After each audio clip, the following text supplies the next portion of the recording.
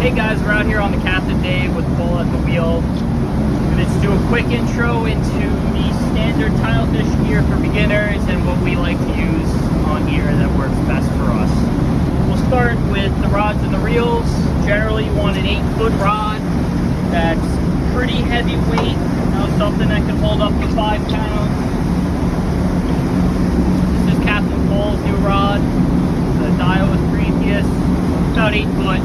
Pretty heavy, and normally will run you about $200. It's a good start, you know, it's nothing too crazy expensive. The reel he has an Ocean Max tank. This is probably the best tile fish reel for your buck you can buy. This is what we all use, what a lot of guys use. It has the torque, so when you're hand cranking for tile fish, it really doesn't kill you. You can reel it, it's not that bad. I've used it with 4 or 5 pounds of lead before, and you don't have to work too hard.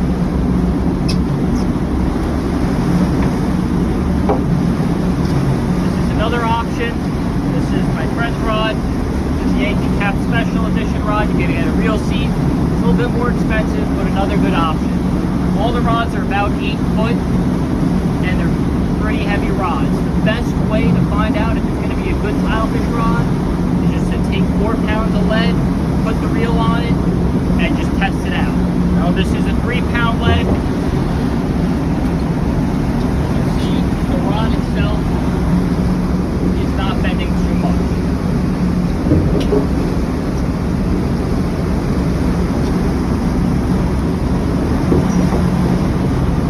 Now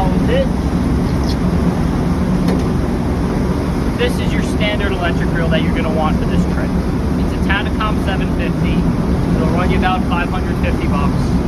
Well worth its weight in gold if you're fishing in the deep with heavy lead. It still feels like a reel, and it's very, very simple. You get these a little more expensive Japanese reels. They're not in English. They're hard to figure out. This is all in English. And $550 for a reel that reels in itself is not that bad. The rod is a Jigging World Deep Monster Blank.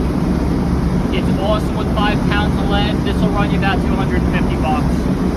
And it's worth it. It has this nice long foregrip so you don't beat the rod up on the rail if you're reeling it. You can lay it on the rail just like that, and you'll have minimal issues with it. It's nice, simple, easy to operate. For the rigs, you can use a 2-hook rig, 1-hook rig, but you don't want to go more than 2. Generally speaking, it's simple enough. You're not going to get a triple header. It's easy with tangles. You're going to use, I like circle hooks. Paul likes J hooks. It's all personal preference. You're still going to hook them the same way. You're going to use 80 to 100 pound mono for your leader.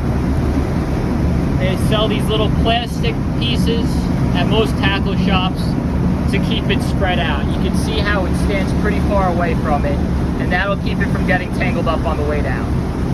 We like using these heavy duty gauge 3-ways because they're easy to tie, and generally in a tangle they'll be easier to take out. This is all 80, and you won't need anything much more than 80. All you're going to do is put a nice loop on the sinker on the bottom, and everything is, we like to do, we use knots. We don't crimp.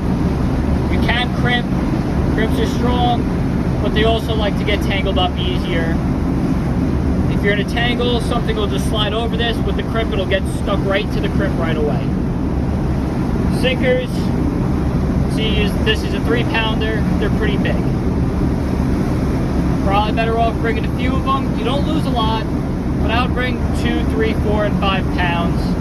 Probably about 2 of each for a one-day trip, just in case. You don't want to be unprepared.